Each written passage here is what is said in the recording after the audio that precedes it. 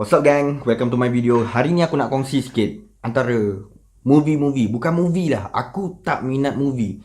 Aku suka streaming service tapi aku tak minat movie. Macam mana tu? Itu kerja gila tau. Dalam streaming service ni aku suka tengok TV series. Kenapa aku suka tengok TV series? Bukan bermakna movie tak bagus, okay? Aku punya cara adalah apabila kita tengok movie, kebiasaannya movie ada dalam tempoh 1 jam lebih hingga 2 jam lah kan. So, korang akan berhibur dalam tempoh 2 jam. Bagi aku, berhibur dalam tempoh 2 jam tu tak puas. Jadi bila kita tengok cerita tu habis, dah kan boring balik. Baik-baik nak hilangkan rasa boring, dapat 2 jam je best, lepas tu boring balik. Jadi aku pilih TV series di mana aku boleh tengok dan enjoy by season, by episode, banyak sangat. Hari ni aku nak kongsikan dengan korang TV series yang aku layan banyak kali dan aku rasa korang patut tengok lah. So, ini dia, check it out.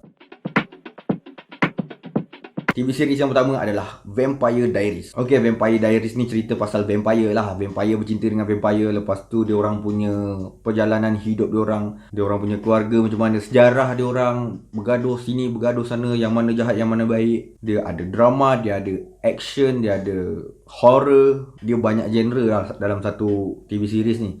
Dan dia ada, tak silap aku, lebih kurang 8 season. Dan setiap season ada 22 hingga ke 24 episod. Dan season ke-8 dia ada cuma 18 ke 16 episod. Ini aku dalam kepala tau. Aku tak ada tengok internet tau dia punya season. Aku masih ingat. Dan TV series ni aku dah tengok lebih daripada 8 kali daripada season 1 sampai season 8. Kau rasa macam mana? Aku dah tengok berulang dah. Kalau korang tanya aku tentang fakta-fakta dalam cerita tu, aku boleh cerita. Sejarah vampire tu pun aku boleh cerita. Macam-macam aku boleh jawab. Sebab aku dah hafal sangat TV series tu. So, pergi tengok. Okay guys, yang nombor 2 adalah Lost. Okay, Lost ni cerita tentang sebuah kapal terhempas kat pulau. Lepas tu, itulah ceritanya. Macam mana diorang survive. Dan bila diorang dah survive, dah lama beberapa hari, diorang dapat tahu pula ada golongan-golongan lain yang duduk dalam pulau tu, tapi diorang tak dapat kesan pada awalnya. Jadi kat situlah konflik dia macam-macam lah. Puak ni dengan puak tu bergaduh. Yang seorang nampak ni nak bunuh, yang seorang nampak tu nak berbunuh. Mula-mula dia tentang survival. Banyak tentang survival. Dan bila korang layan tu, dia mula cerita tentang fizik. Aku tak tahulah, aku pun tak pandai fizik. Macam mana korang nak sampai ke pulau tu, macam mana korang nak keluar dari pulau tu. Dia banyak sentuh tentang sains yang berkait dengan elektromagnetik. Apabila elektromagnetik tu bermasalah, tak dikawal, segala benda yang ada terbang atas pulau tu akan terhempas. Dah terbelah dua, terhempas lagi. Jadi untuk menyelamatkan orang kat pulau tu, tak ada orang tahu macam mana caranya. Disebabkan ada berkait dengan fizik tu, susah nak cakap filem ni. Dia ada satu masa tu, kalau korang tebang tu, ada tarikh dia. Kalau korang tebang, korang akan terhempas kat situ. Itu yang aku rasa macam mindfuck gila kan. Memang aduh, dah pening dah penghujung cerita ni. Jadi cuba korang tengok. Cuma dia boring sikit lah apabila dia gunakan untuk pengenalan watak tu dalam setiap episod. Bila cerita tentang seorang, dia akan rewind balik kehidupan dia orang waktu sebelum terhempas. Itu agak ngantuk lah. Tapi apa-apa pun 4 kali aku dah ulang untuk TV series ni. So guys, check it out. Okay guys, nombor 3 adalah The Originals. Okay, The Originals ni cerita tentang vampire juga, tapi keluarga original vampire. Dia ni sangat berkait dengan Vampire Diaries. Bila korang dah tengok Vampire Diaries, korang akan kenal satu watak, satu keluarga yang dipanggil The Original. The Original ni ada keluar pada TV series yang lain dengan tajuk besar dia The Originals. Vampire yang asal dalam sejarah dunia, kata dia lah. Betul bohong tu kita tak mau tahu. Memang terang lah bohong. Tapi yang bestnya ceritanya tu kita boleh layan. The Original cerita tentang keluarga asal ni, macam mana dia tinggalkan satu bandar tu yang pernah dia conquer, nama dia New Orleans kat US. Dan kemudian dia orang datang balik, tapi anak buah dia orang dah kuasai tempat tu. Di mana vampire yang kontrol tempat tu, siapa yang berdarah witch memang tak berkuasa kat situ. Sebab dia dah pegang satu wish yang paling power. Lepas tu siapa yang buat magic dekat dalam kawasan tu memang totally kena bunuh terus. Dia datang memang sam. Siapa yang buat magic, walaupun magic yang simple, ketua vampire tu akan tahu. Dan lagi masalah besar apabila original ni mula datang balik ke New Orleans tu untuk nak duduk semula kat situ. Dia orang tengok anak buah dia orang tu boleh kontrol tempat tu, dia pun nak conquer juga. Jadi dia nak jatuhkan anak buah dia, aku nak naik, dia macam tu. So memang best gila, mind blowing. Dan dia ada lebih, aku lupa, ada 4 season ke 5 season. Dan originally aku banyak tergantung tau, disebabkan akhir-akhir ni aku tengok season 4 dia ngantuk tau. Jadi aku dah tengok season 1, season 2, season 3 2-3 kali dah. Aku tak ingat berapa kali tapi memang dah berulang. Cuma 4 dengan 5 tak silap aku. Aku belum tengok habis. So one day aku akan tengok. Aku simpan dulu. Okay, next. TV series yang seterusnya adalah The 100. The 100. Okay, TV series The 100 ni menceritakan tentang dunia kita selepas 100 tahun.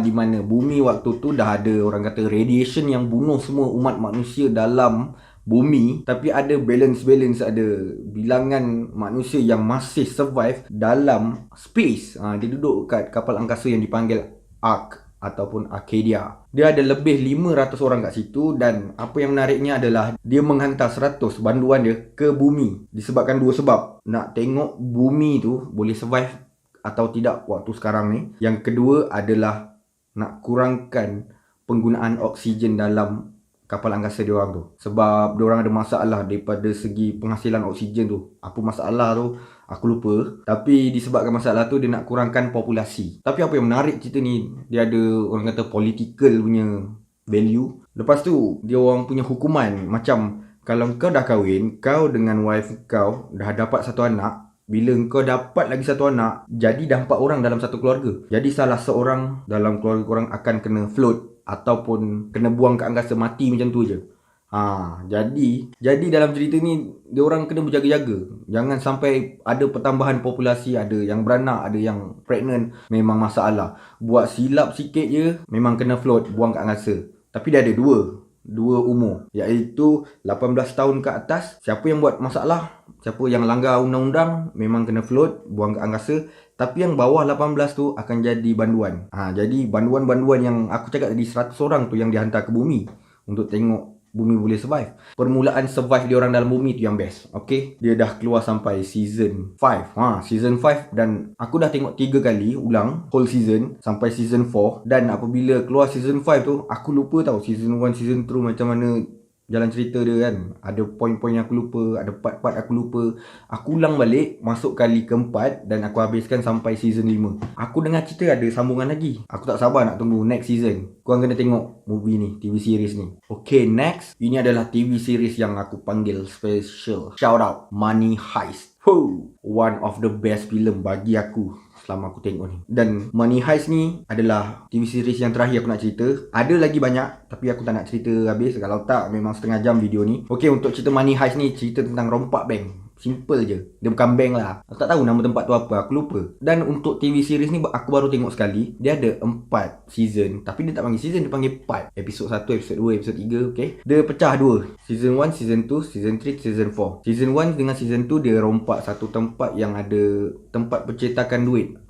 Dia orang printing money kat situ, dia rompak. Kemudian season 3, season 4 dia rompak jongkong emas. Apa yang menarik tentang cerita ni, satu tim perompak ni ketuanya adalah profesor. Dan perompak anak buah dia tu ramai. Profesor ni dia genius sikit lah. Dia macam tengok rupa pun rupa Forever Alone nya. Tapi setiap apa kemungkinan yang akan berlaku dalam rompakan tersebut, semua dia dah dalam kepala, dah tulis kat nota. Apabila kita masuk, okay, akan berlaku macam ni.